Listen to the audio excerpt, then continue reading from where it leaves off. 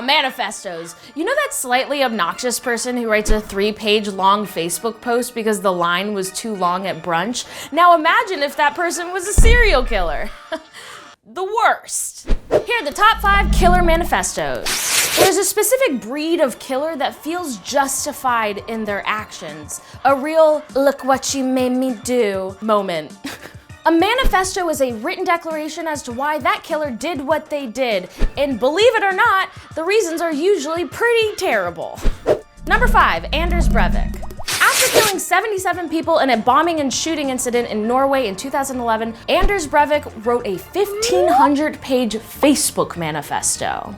This manifesto centers around the idea that Norway has become multicultural and Marxist, which is very akin to a lot of complaints happening in America today. Not by me, but some people are like, hey, stop bringing those people in our country. That's what this is about. This manifesto is rare because it details much of the planning of the attack, and we rarely get insight into the planning of these kinds of attacks because usually the killer or the shooter ends up dead, either by their own hand or by some sort of shootout with the police. Anders' tone in this manifesto was a great example of the vibrato of these killers who write manifestos. Manifestos are usually littered with calls to action and heroic statements like, "No fear, Anders is here to save your world from multiculturalism and neo-Marxism." Hey guys, don't forget to subscribe to my channel and save your world from multiculturalism and neo-Marxism. What a catchy call to action. Smash that like button. Quote from Anders' manifesto. "The time for dialogue is over. We gave peace a chance. The time for armed resistance has come." You'll come to notice that most of the manifestos on this list are racist and ouchie, nobody will touch my pee-pee centric. Speaking of.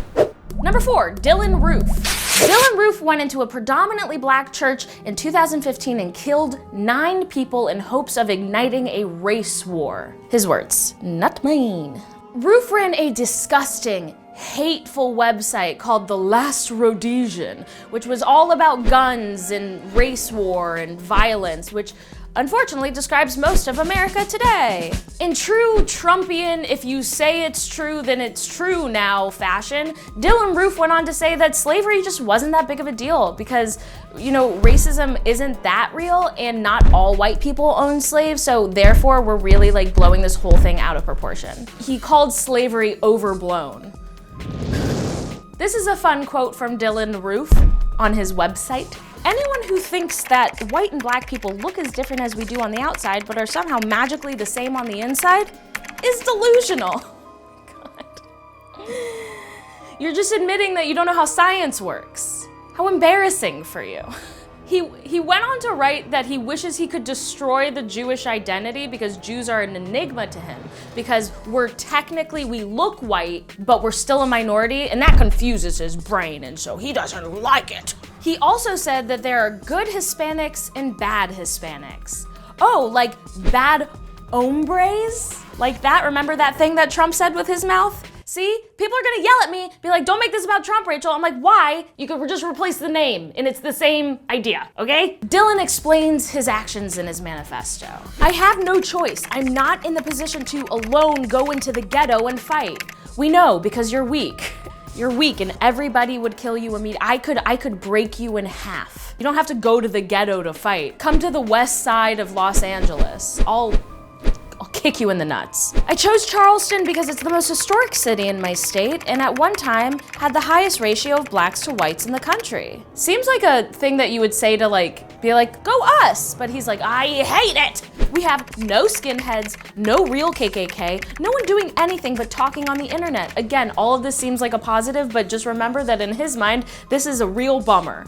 He's like, none of my friends are here. Well, someone has to have the bravery to take it to the real world, and I guess that has to be me. The thing that's so interesting about people like Dylann Roof and people who write these manifestos, as we saw before and we'll see later, they have a weird sandwich of victim complex and God complex. And they're like, well, the world has deserted me and I'm the only one who can make it right. Which is an admirable way to feel if it's like about paying taxes or like buying your parents a house. But I mean, murder. Number 3, SEUNG-HUI Cho. Cho, or the Virginia Tech killer, was a failed playwright. That's not important to the story. I just think it's funny because of course you were, you poor, tortured soul. The strange thing about Cho is that he can't really pinpoint who he's angry at. Throughout his manifesto, he just calls everyone hedonists. Here's some words from his manifesto. Oh, the happiness I could have had mingling among you hedonists, being counted as one of you. Only if you didn't F the living shit out of me. So here's something strange to unpack. Being counted as one of you, meaning he's disassociating himself from the rest of society. Sounds like either narcissist or a psychopath, but either way, he's doesn't sound like a very nice boy to hang out with. Also, only if you didn't F the living shit out of me. Again, seems like a positive that he's spinning into a negative. You could have been great. I could have been great. You could have been great.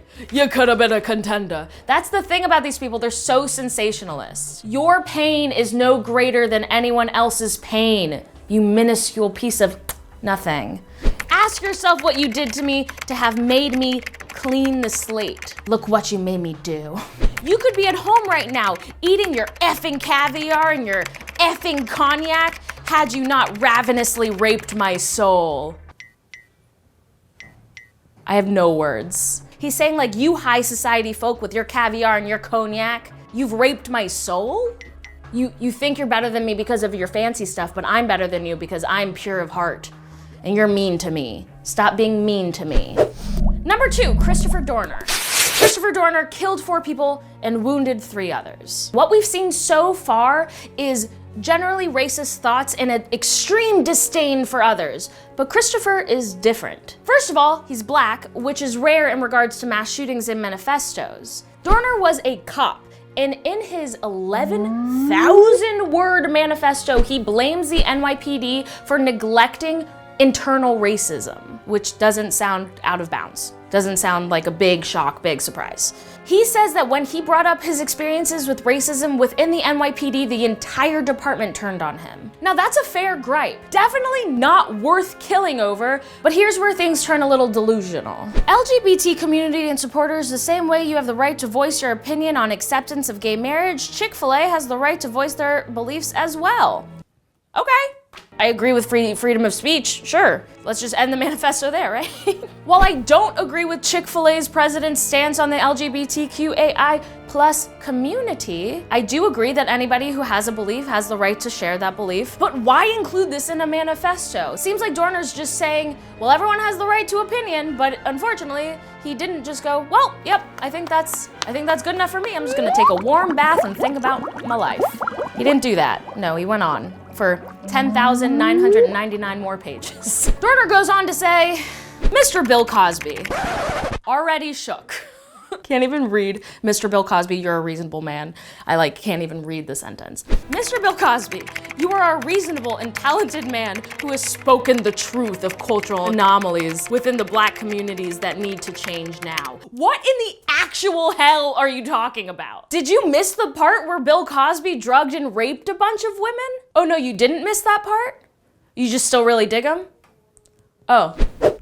Number 1, Son of Sam. Son of Sam, or David Berkowitz, was a serial killer. He killed 6 women and wounded 7 within the course of a year. Wounded 7 because he's a bad shot. That's real. He kept on trying to shoot people and he just was terrible at it. Berkowitz was not a rampage killer like everybody else on this list. He was a serial killer, so his manifesto reads less like a call to action and more like a cry for help. Let me throw you some horrifying quotes. He starts off by saying, I'm a very sensitive person.